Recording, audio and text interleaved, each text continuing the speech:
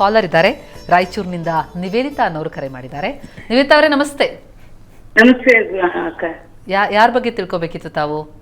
ನಮ್ಮ ಬಗ್ಗೆ ತಿಳ್ಕೊಬೇಕಾಗಿತ್ತು. ತಮ್ಮ ಜನ್ಮ ದಿನಾಂಕ ತಿಳಿಸಿ. 1991 ಅಕ್ಕ. 1991 19 2003 ಇದು 3 1991. 2003 ವರ್ಷ. ದಿನಾಂಕ ಯಾವುದು? ದಿನ ಯಾವುದು? ತಿಂಗಳು ಯಾವುದು? ದಿನಾಂಕ 19 19. ಹಾ, ತಿಂಗಳು 3. ಓಕೆ. 1998 91 19/3/91 ಅಲ್ವಾ? ಸಮಯ ಸಮಯ ಮಧ್ಯಾಹ್ನ ಬೆಳಗ್ಗೆ 7 ಗಂಟೆ ರೀ. ಬೆಳಿಗ್ಗೆ 7 ಗಂಟೆಗೆ. ಓಕೆ. ಏನ್ ಪ್ರಶ್ನೆ ತಮ್ದು? ನಮ್ಮ ಬಗ್ಗೆ ಕೇಳ್ಬೇಕಂತ ಬರೀ ಜಗ್ಗಿ ಸಮಸ್ಯೆ ಐತ್ರಿ. ಆಯ್ತಾಯ್ತು, ತಿಳಿಸ್ತಾರೆ ಶಾಸ್ತ್ರಿಗಳು. ನಮಸ್ಕಾರ ನಿವೇದಿತಾ ಅವರೇ. ನಮಸ್ಕಾರ ಗುರುಜಿ. ನಮಸ್ಕಾರ. 19 ಮಾರ್ಚ್ 91 ಅಲ್ವಾ? ಬೆಳಗ್ಗೆ 7 ಗಂಟೆಗೆ ಅಲ್ವಾ? ಈಗ ನಿಮಗೆ ನಡೀತಾ ಇರೋ ಟೈಮ್ ಇದೆಯಲ್ಲ, ಶನಿ ಚಂದ್ರ ನಡೀತಾ ಇದೆ. ಶನಿ ದಶೆ ಚಂದ್ರಭುಕ್ತಿ ಅಂತ. ಇದು ಏನಪ್ಪ ಮಾಡುತ್ತೆ ಅಂತಂದರೆ, ಚಂದ್ರದಶೆ ಶನಿ ಭುಕ್ತಿ. ನೀವು ನೋಡಿ, ನೀವು ಹೇಗೆ ಡೇಟ್ ಹೇಳುವಾಗ ವ್ಯತ್ಯಾಸ ಮಾಡಿದ್ರು ಹಾಗೆ ನಾನು ದಶಾಭುಕ್ತಿ ಹೇಳುವಾಗ ವ್ಯತ್ಯಾಸ ಆಗುತ್ತೆ. ಹೀಗಾಗಿ ಈ ಚಂದ್ರ ಶನಿ ಕಾಲದಲ್ಲಿ ಸಾಮಾನ್ಯವಾಗಿ ಮಾನಸಿಕವಾಗಿ ಕಿರಿಕಿರಿ ಉಂಟಾಗುತ್ತೆ. ಮನಸ್ಸಿಗೆ ವ್ಯಥೆ, ನೋವು, ದುಃಖ, ಅಳುವು ಇವೆಲ್ಲ ತರಿಸುತ್ತೆ. ಇದಕ್ಕೆ ಏನಪ್ಪ ಪರಿಹಾರ ಅಂತಂದರೆ, ಅಲ್ಲಿ ಹತ್ತಿರದಲ್ಲಿ ಯಾವುದಾದ್ರು ಈಶ್ವರ ಸ್ವಾಮಿ ಸನ್ನಿಧಾನ ಇದ್ದರೆ, ಈಶ್ವರನ ಸನ್ನಿಧಾನ ಇದ್ದರೆ ಅಲ್ಲಿಗೆ ರುದ್ರಾಭಿಷೇಕ ಮಾಡಿಸಿ. ಈಶ್ವರನಿಗೆ ಅಭಿಷೇಕ ಮಾಡಿಸಿದ ತೀರ್ಥ ಸೇವನೆ ಮಾಡಿ. ಪ್ರತಿ ಶನಿವಾರ ಇದನ್ನು ಮಾಡಿಸ್ತಾ ಬನ್ನಿ. ಇದು ನಿಮಗೆ ತುಂಬ ಸಹಕಾರವಾಗುತ್ತೆ. ಈ ಸಂಕಟ, ನೀವು ಹೇಳಿದ್ರಲ್ಲ ಜಗ್ಗಿ ಪ್ರಾಬ್ಲಮ್ ಇದೆ ರೀ ಅಂತ, ಅದೆಲ್ಲವೂ ಕಳೆದು ಹೋಗುತ್ತೆ. ವಿಪರೀತವಾದ ಪ್ರಾಬ್ಲಮ್ಗಳಿದೆ ಅಂತ ಪಾಪ ಹೇಳಿದ್ರೆ ಅದೆಲ್ಲವೂ ತೀರಿ ಹೋಗುತ್ತೆ. ಯೋಚನೆ ಮಾಡೋದು ಬೇಡ, ಮಾಡಿ. ಪ್ರತಿ ಶನಿವಾರ ಮಾಡಿ. ಒಂದು 6 ತಿಂಗಳು ಮಾಡಿ ಮತ್ತೆ ಕರೆ ಮಾಡಿ. ಅಷ್ಟರಲ್ಲಿ ತಿಳಿಯಾಗಿರ್ತೀರ. ಒಳ್ಳೆಯದಾಗಲಿ. ಧನ್ಯವಾದ ನಿವೇದಿತಾ ಅವರೇ ಕರೆ ಮಾಡಿದ್ದಕ್ಕೆ. ಹಾಗೆ ಚಿತ್ರದುರ್ಗದಿಂದ ಭಾಗ್ಯ ಅವರು ಕರೆ ಮಾಡಿದ್ದಾರೆ. ಭಾಗ್ಯ ಅವರೇ ನಮಸ್ತೆ. ನಮಸ್ತೆ ಮೇಡಮ್. ಯಾರ ಬಗ್ಗೆ ತಿಳ್ಕೊಬೇಕು ತಾವು? ನಮ್ಮ ಮಗನ ಬಗ್ಗೆ ಕೇಳಬೇಕಿತ್ತು ಮೇಡಮ್. ಓಕೆ, ಅವರ ಜನ್ಮ ದಿನಾಂಕ ತಿಳಿಸಿ. ಮೇಡಮ್, ಜನವರಿ 26, 1999. ಓಕೆ, 26/1/99 ಅಲ್ವಾ? ಹೌದು ಮೇಡಮ್. ಸಮಯ? ರಾತ್ರಿ 1:30 ಮೇಡಮ್. ರಾತ್ರಿ 1:30. ಓಕೆ, ಏನ್ ಪ್ರಶ್ನೆ? ಮೇಡಮ್, ಒಂದು ವಿದ್ಯಾಭ್ಯಾಸದ ಬಗ್ಗೆ ಮತ್ತೆ ಜಾಬ್ ಬಗ್ಗೆ ಮೇಡಮ್. ವಿದ್ಯಾಭ್ಯಾಸ ಈಗ MCA ಮುಗಿದಿದೆ ಮೇಡಮ್. ಒಂದು ಓಕೆ, ಜಾಬಿಗೆ ಟ್ರೈ ಮಾಡ್ತಾ ಇದ್ದೇನೆ. ಅದ್ರ ಬಗ್ಗೆ ಏನಾದ್ರು ಗೌರ್ಮೆಂಟ್ ಕೆಲಸ ಸಿಗುತ್ತೆ ಅನ್ನೋದ್ರ ಬಗ್ಗೆ ಮೇಡಮ್. ಖಂಡಿತ ತಿಳಿಯೋಣ. ನಮಸ್ಕಾರ ಭಾಗ್ಯ ಅವರೇ.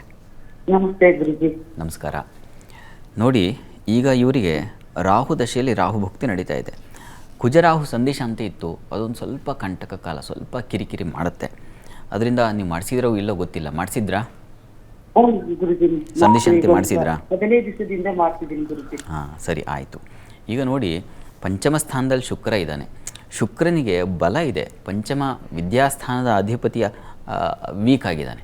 ಆದರೆ ಪಂಚಮದಲ್ಲಿ ಶುಕ್ರ ಲಗ್ನಾಧಿಪತಿ ಇದ್ದಾನೆ. ಇದು ಹೇಗಪ್ಪ ಅಂತಂದರೆ, ತೀರಾ ಉನ್ನತ ಅಂತಲೂ ಅಲ್ಲ, ತೀರಾ ಲೋ ಅಂತಲೂ ಅಲ್ಲ, ಮಧ್ಯಮ ಸ್ತರದಲ್ಲಿ ಇರ್ತದೆ. ಹೀಗಾಗಿ ಪ್ರತಿ ಶನಿವಾರ ಹತ್ತಿರದಲ್ಲಿ ಯಾವುದಾದ್ರು ಆಂಜನೇಯ ಸನ್ನಿಧಾನ ಇದ್ದರೆ ಆಂಜನೇಯ ಸ್ವಾಮಿಗೆ ಇವ್ರನ್ನ ಕಳಿಸಿ ಪ್ರತಿ ಶನಿವಾರ ಅಲ್ಲೊಂದು ಸೇವೆ ಮಾಡಿಸಿ. ಅದು ತುಂಬ ಸಹಾಯವಾಗುತ್ತೆ. ಆಂಜನೇಯನ ಪ್ರಾರ್ಥನೆ, ಆಂಜನೇಯನ ಅನುಗ್ರಹ ಬೇಕು. ಅದರಿಂದ ಮುಂದೆ ಏಳಿಗೆ ಆಗಲಿಕ್ಕೆ ಅವಕಾಶಗಳಿದ್ದಾವೆ ಇವರೇ. ಹೀಗಾಗಿ ಅದನ್ನು ನಿರಂತರವಾಗಿ ಪ್ರಯತ್ನ ಮಾಡಲಿ. ಅವರು ಚೆನ್ನಾಗಿದೆ, ಅನುಕೂಲ ಆಗುತ್ತೆ. ಆಂಜನೇಯನ ಅನುಗ್ರಹ ಇದ್ದರೆ ಇನ್ನೂ ಚೆನ್ನಾಗಿ ಬೆಳೀಲಿಕ್ಕೆ ಅವಕಾಶ ಇದೆ. ವೃತ್ತಿ ಅನುಕೂಲ ಆಗುತ್ತೆ, ಯೋಚನೆ ಮಾಡೋದು ಬೇಡ. ಒಳ್ಳೆಯದಾಗಲಿ. ಧನ್ಯವಾದ ಭಾಗ್ಯ ಅವರೇ ಕರೆ ಮಾಡಿದ್ದಕ್ಕೆ. ಹಾಗೆ ತುಮಕೂರಿನಿಂದ ಕುಮಾರಸ್ವಾಮಿ ಅನ್ನೋರು ಕರೆ ಮಾಡಿದ್ದಾರೆ. ಕುಮಾರಸ್ವಾಮಿ ಅವರೇ ನಮಸ್ತೆ. ನಮಸ್ತೆ. ಯಾರ ಬಗ್ಗೆ ತಿಳ್ಕೊಬೇಕು ತಾವು? ತಮ್ಮ ಬಗ್ಗೆ. ಓಕೆ, ತಮ್ಮ ಜನ್ಮ ದಿನಾಂಕ ಹೇಳಿ. 35/68. 35/68. ಸಮಯ? 5:30 ಬೆಳಿಗ್ಗೆ. ಬೆಳಿಗ್ಗೆ 5:30. ಓಕೆ, ಏನ್ ಪ್ರಶ್ನೆ ತಮ್ದು? ನಮ್ಮ ಆರೋಗ್ಯ ಏರುಪೇರಿದೆ, ಮುಂದಿನ ಜೀವನ ಹೆಂಗೆ? ಖಂಡಿತ ತಿಳಿಸ್ತಾರೆ ಶಾಸ್ತ್ರ. ನಮಸ್ಕಾರ ಕುಮಾರಸ್ವಾಮಿ ಅವರೇ. ನಮಸ್ಕಾರ. ನಮಸ್ಕಾರ. ಈಗ ತಮಗೆ ಗುರು ಬುಧ ದಶೆಯಲ್ಲಿ ಶನಿ ಭುಕ್ತಿ ನಡೀತಾ ಇದೆ. ಶನೈಶ್ಚರ ನಿಮ್ಮ ಜಾತಕದಲ್ಲಿ ಲಾಭಸ್ಥಾನದಲ್ಲಿದ್ದಾನೆ, ರಾಹುಯುಕ್ತನಾಗಿದ್ದಾನೆ. ಸ್ವಲ್ಪ ಕಾಲಿನ ಬಾಧೆ, ನರಗಳ ಸಂಬಂಧ ತೊಂದರೆಗಳು ಇಂಥದ್ದನ್ನು ಉಂಟು ಮಾಡೋ ಸಾಧ್ಯತೆ ಇದೆ. ಹೀಗಾಗಿ ತಾವು ಪ್ರತಿ ದಿವಸ ಶನೈಶ್ಚರ ಕವಚ ಅಂತ ಒಂದಿದೆ, ಅದನ್ನು ಕೇಳಿಸ್ಕೊಂಡ್ರೆ ಬಹಳ ಒಳ್ಳೆಯದು. ಅದು ನಿಮಗೆ ಆರೋಗ್ಯ ಬಲ ಉಂಟು ಮಾಡುತ್ತೆ. ಶನೈಶ್ಚರ ದೇವಸ್ಥಾನ ಇದ್ದರೆ ಅಲ್ಲಿಗೆ ಎಳ್ಳೆಣ್ಣೆ ಅದನ್ನು ಸಮರ್ಪಣೆ ಮಾಡಿ ಅದರಿಂದ ಅಭಿಷೇಕ ಮಾಡಿಸಿದ್ರೆ ತುಂಬ ಒಳ್ಳೆಯದು. ಪ್ರತಿ ಶನಿವಾರ ಇದನ್ನು ಮಾಡಿ, 8 ಶನಿವಾರ ಮಾಡಿ. ಶನೈಶ್ಚರ ಕವಚವನ್ನು ಪ್ರತಿ ದಿವಸ ಕೇಳಿಸ್ಕೊಳ್ಳಿ, ಖಂಡಿತ ಬಲ ಬರುತ್ತೆ. ಯೋಚನೆ ಮಾಡಬೇಡಿ, ಒಳ್ಳೆಯದಾಗಲಿ. ಧನ್ಯವಾದ ಕುಮಾರಸ್ವಾಮಿ ಅವರೇ ಕರೆ ಮಾಡಿದ್ದಕ್ಕೆ. ಹಾಗೆಯೇ ಬೆಂಗಳೂರಿನಿಂದ ರವಿಕುಮಾರ್ ಅವರು ಕಾಲ್ ಮಾಡಿದ್ದಾರೆ. ರವಿ ಅವರೇ ನಮಸ್ತೆ. ನಮಸ್ತೆ ಮೇಡಮ್. ಯಾರ ಬಗ್ಗೆ ತಿಳ್ಕೊಬೇಕು ತಾವು? ನಮ್ಮ ಬಗ್ಗೆನಾ ಮೇಡಮ್? ತಮ್ಮ ಬಗ್ಗೆನಕ್ಕೆ. ತಮ್ಮ ಜನ್ಮ ದಿನಾಂಕ ಹೇಳಿ. 12/10/1986. 12/10/86. ಸಮಯ 12/6. ಓಕೆ, 12/6/86. ಸಮಯ ಸಂಜೆ 6 ಗಂಟೆ ಮೇಲೆ ಮೇಡಮ್. ಸಂಜೆ 6 ಗಂಟೆ ಮೇಲೆ. ಓಕೆ, ಏನು ಪ್ರಶ್ನೆ? ಏನಿಲ್ಲ ಮೇಡಮ್, ನಾವೇನೋ ಒಂದು ಕೈ ಹಾಕಕ್ ಹೋಯ್ತೀವಿ, ಅದೇನು ಕೂಡ್ ಬರ್ತಾ ಇಲ್ಲ. ಓಕೆ, ತಿಳಿಯೋಣ, ಶಾಸ್ತ್ರಿ ತಿಳಿಸ್ತಾರೆ. ನಮಸ್ಕಾರ ರವಿಕುಮಾರ್ ಅವರೇ. ನಮಸ್ಕಾರ ಸರ್. ನಮಸ್ಕಾರ. ಈಗ ನಿಮಗೆ ಗುರುವಿನ ಕಾಲ ಡಿಸೆಂಬರ್ ನಂತರದಲ್ಲಿ ಶುರುವಾಗುತ್ತೆ. ಗುರು ಚೆನ್ನಾಗಿದ್ದಾನೆ ಜಾತಕದಲ್ಲಿ. ಹೀಗಾಗಿ ಇನ್ನು ಡಿಸೆಂಬರ್ವರೆಗೆ ಸ್ವಲ್ಪ ನಿಮಗೆ ಕಿರಿಕಿರಿ ಇದೆ. ಇದು ಯಾವುದೂ ಅನುಕೂಲ ಆಗ್ತಾ ಇಲ್ಲ ಅಂತ ಅನಿಸುತ್ತೆ. ಹೀಗಾಗಿ ಇದಕ್ಕೆ ಪರಿಹಾರ ಏನಪ್ಪ ಅಂತಂದರೆ, ಅಲ್ಲಿ ಹತ್ತಿರದಲ್ಲಿ ಯಾವುದಾದ್ರು ಈಶ್ವರ ಸನ್ನಿಧಾನ ಇದ್ದರೆ ಈಶ್ವರನಿಗೆ ಪ್ರತಿ ಭಾನುವಾರ ಬಿಲ್ವಾರ್ಚನೆ ಮಾಡಿಸಿ. ಇದು ತುಂಬ ಸಹಾಯವಾಗುತ್ತೆ. ನೀವು ನೋಡಿ, ಇದನ್ನು 9 ಭಾನುವಾರ ಇದನ್ನು ತಪ್ಪದೆ ಮಾಡಿ, ಅನುಕೂಲ ಆಗುತ್ತೆ. ಒಳ್ಳೆಯದಾಗಲಿ. ಧನ್ಯವಾದ ರವಿ ಅವರೇ ಕರೆ ಮಾಡಿದ್ದಕ್ಕೆ. ಇನ್ನಷ್ಟು ಕರೆಗಳಿಗೆ ಸ್ಪಂದಿಸೋ ಮುನ್ನ ಉಳಿದ ರಾಶಿಗಳ ಫಲಾನುಫಲ ತಿಳಿಯುವಂಥ ಸಮಯ. ಶಾಸ್ತ್ರಿಗಳೇ, ತುಲಾ, ವೃಶ್ಚಿಕ ಮತ್ತು ಧನಸ್ಸಿನ ಫಲ. ತುಲಾರಾಶಿಯವರಿಗೆ ರಾಶ್ಯಾಧಿಪತಿ ತುಂಬ ಚೆನ್ನಾಗಿದ್ದಾನೆ. ಹೀಗಾಗಿ ನೀವು ಹೆದರುವ ಅವಶ್ಯಕತೆ ಇಲ್ಲ. ವೃತ್ತಿಯಲ್ಲಿ ಸಹಕಾರಗಳು ಚೆನ್ನಾಗಿರುತ್ತೆ. ಚಂದ್ರ ಲಾಭದಲ್ಲಿ ಸಂಚರಿಸ್ತಾನೆ. ಸ್ವಲ್ಪ ಅವನಿಗೆ ವೀಕ್ನೆಸ್ ಇದೆ. ಹೀಗಾಗಿ ಹೆಚ್ಚಿನ ನಿರೀಕ್ಷಿತ ಸಹಕಾರ ಸಿಗದೇ ಇದ್ದರೂ ಪರವಾಗಿಲ್ಲ, ಆಯಿತು ಅಡ್ಜಸ್ಟ್ ಮಾಡ್ಕೊಂಡು ಹೋಗ್ತೀನಿ, ಆ ರೀತಿಯಲ್ಲಿ ಇರ್ತದೆ. ಕಿವಿ ಗಂಟಲು ಬಾತೆ ಸೂಚಿಸ್ತಾ ಇದ್ದು ಸ್ವಲ್ಪ ಹುಷಾರು. ಅವುಗಳ ವಿಚಾರದಲ್ಲಿ ಥ್ರೋಟ್ ಇನ್ಫೆಕ್ಷನ್ ಆಗೋ ಸಾಧ್ಯತೆ ಇದೆ. ಸಾಲದ ಹೊರೆ ಹೆಚ್ಚಾಗುತ್ತೆ. ಕೆಲವರಿಗೆ ಸಾಲ ಮಾಡಲೇಬೇಕಾದ ಸಂದರ್ಭ ತರಿಸ್ಬಿಡುತ್ತೆ. ಸ್ವಲ್ಪ ಗಮನ ವಹಿಸಿ ಅದರ ಬಗ್ಗೆ. ಉಳಿದ ಹಾಗೆ ಚೆನ್ನಾಗಿದೆ. ಶುಕ್ರ ಚೆನ್ನಾಗಿದ್ದಾಗ ನಿಮಗೆ ಸಾಮಾನ್ಯವಾಗಿ ಏನಿಲ್ಲ ಅಂದರೂ ಪರವಾಗಿಲ್ಲ, ಇಷ್ಟು ಮಟ್ಟಿಗೆ ಇದೆಯಲ್ಲ ಅನ್ನೋ ಒಂದು ಸಮಾಧಾನ ಅಂತೂ ಖಂಡಿತ ಇರುತ್ತೆ. ಹೀಗಾಗಿ ಯೋಚನೆ ಬೇಡ. ಇನ್ನು ವಾರದ ಅಂತ್ಯ ಗಮನಿಸೋಣ. ವಾರದ ಅಂತ್ಯ ಭಾಗದಲ್ಲಿ ಗುರುವಾರದಿಂದ ನಿಮಗೆ ಸ್ವಲ್ಪ ವ್ಯಯ, ಸ್ತ್ರೀಯರಿಗೆ ಸ್ವಲ್ಪ ವ್ಯಯ ಆಗೋ ಸಾಧ್ಯತೆ ಇರುತ್ತೆ. ಅದರ ಹೊರತಾಗಿ ನಿಮಗೆ ಆರೋಗ್ಯದಲ್ಲಿ ಮತ್ತು ಥ್ರೋಟ್ ಇನ್ಫೆಕ್ಷನ್ ಅಂತ ಹೇಳಿದ್ನಲ್ಲ ವಾರದ ಆದಿಯಲ್ಲಿ, ಅವುಗಳೆಲ್ಲ ಸ್ವಲ್ಪ ಕ್ಲಿಯರ್ ಆಗುತ್ತೆ. ಚೆನ್ನಾಗಿದೆ, ಆತಂಕ ಬೇಡ. ಅಂತೂ ಸ್ವಲ್ಪ ಅನಗತ್ಯ ವ್ಯಯಗಳು, ಸ್ವಲ್ಪ ಕಾಲಿನ ಬಾಧೆ ಉಂಟಾಗ್ತಕ್ಕಂಥದ್ದು, ಬೆರಳುಗಳ ಸಮಸ್ಯೆ ಬರೋದು, ಇಂಥದ್ದೆಲ್ಲ ಇದೆ. ವಸ್ತ್ರ, ಧಾನ್ಯ, ಹಾಲು, ಹೈನು ಈ ವ್ಯಾಪಾರಿಗಳಿಗೆಲ್ಲ ತುಂಬ ಚೆನ್ನಾಗಿದೆ. ಚಂದ್ರ ಕೊನೆಗಂತೂ ಶುಕ್ರವಾರದ ಮಟ್ಟಿಗೆ, ಶುಕ್ರವಾರ ಶನಿವಾರ ತುಂಬ ಚೆನ್ನಾಗಿದೆ. ನವರಾತ್ರಿಯಿಂದ ನಿಮಗೆ ಉನ್ನತಿ ಶುರುವಾಗುತ್ತೆ ಅನ್ನೋದು, ಆ ರೀತಿಯಲ್ಲಿ ತುಂಬ ಚೆನ್ನಾಗಿದೆ. ಹೀಗಾಗಿ ನಿರಾಳರಾಗಿರಿ. ಪರಿಹಾರಕ್ಕೆ ಏನಪ್ಪ ಅಂತಂದರೆ ದುರ್ಗಾ ಕವಚ ಕೇಳಿಸ್ಕೊಳ್ಳಿ. ಇದು ನಿಮ್ಮ ಎಲ್ಲ ಬಾಧೆಗಳನ್ನು, ಆರೋಗ್ಯಕ್ಕೆ ಬಹಳ ಒಳ್ಳೆಯ ಉತ್ತಮವಾಗಿರ್ತಕ್ಕಂಥದ್ದು. ಇನ್ನು ವೃಶ್ಚಿಕ ಗಮನಿಸೋಣ. ವೃಶ್ಚಿಕ ರಾಶಿಯವರಿಗೆ ವೃತ್ತಿಯಲ್ಲಿ ಸಹಕಾರ ಸಿಗುತ್ತೆ. ಹೆಚ್ಚಿನ ಅನುಕೂಲ, ಸ್ತ್ರೀಯರಿಗೆ ಹೆಚ್ಚಿನ ಅನುಕೂಲ ಇದೆ. ಹಿರಿಯರಿಂದ ಸಹಕಾರ, ಸಲಹೆ, ಸೂಚನೆ, ಅದು ತಪ್ಪಾಗಿದೆ ನೋಡಿ ತಿದ್ದುಕೋ ಅಂತ ಸಲಹೆ ಸೂಚನೆ ಮಾಡ್ತಕ್ಕಂಥವ್ರು ಒಂದು ಮಾರ್ಗದರ್ಶನ ಸಿಗುತ್ತೆ. ಚೆನ್ನಾಗಿದೆ. ಉಳಿದ ಹಾಗೆ ಸ್ವಲ್ಪ ಆಹಾರ ವ್ಯತ್ಯಾಸ ಮಾಡ್ಕೊಳ್ಳೋ ಸಾಧ್ಯತೆ ಇದೆ. ವಿದ್ಯಾರ್ಥಿಗಳಿಗೆ ಸ್ವಲ್ಪ ತೊಂದರೆ ಇದೆ.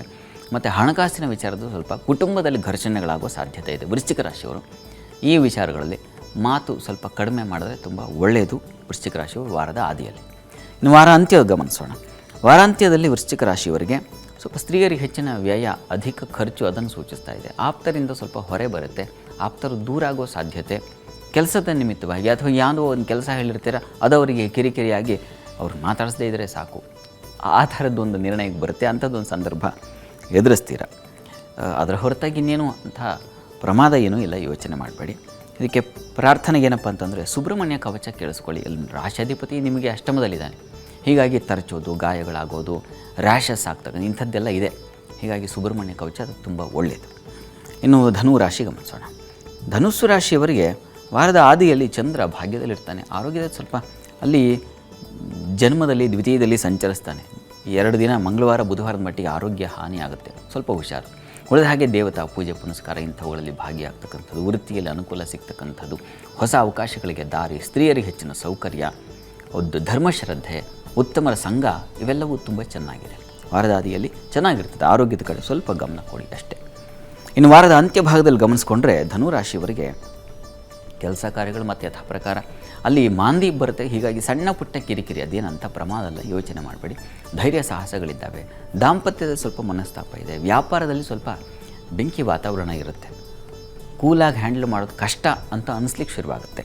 ಹೀಗಾಗಿ ಇದಕ್ಕೆ ಪರಿಹಾರ ಏನಪ್ಪ ಅಂತಂದರೆ ಪಾರ್ವತಿ ಪರಮೇಶ್ವರ ಪ್ರಾರ್ಥನೆ ಮಾಡಿ, ಜೊತೆಗೆ ಸುಬ್ರಹ್ಮಣ್ಯ ಪ್ರಾರ್ಥನೆಯನ್ನು ಇದರ ಜೊತೆಗೆ ಸುಬ್ರಹ್ಮಣ್ಯ ಪ್ರಾರ್ಥನೆಯನ್ನು ಮಾಡಿ.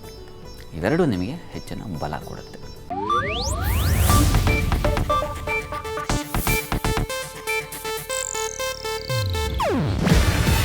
ಇದು ಏಷ್ಯಾನೆಟ್ ನ್ಯೂಸ್ ನೆಟ್ವರ್ಕ್ ಪ್ರಸ್ತುತಿ. ನೀವು ನೋಡ್ತಿದ್ದೀರಾ ಏಷ್ಯಾನೆಟ್ ಸುವರ್ಣ ನ್ಯೂಸ್.